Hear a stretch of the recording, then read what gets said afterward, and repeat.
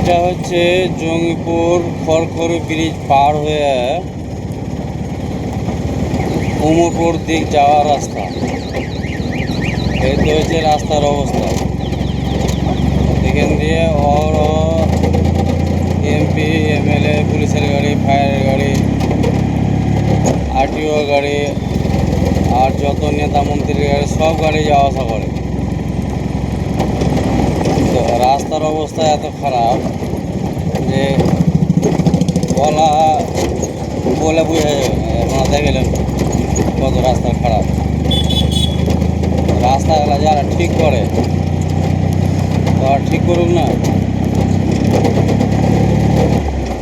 ট্যাক্সের টাকা কি নেয় না, রাস্তা ঠিক করবে না। এত খারাপ করে রাস্তা বলা যাবে।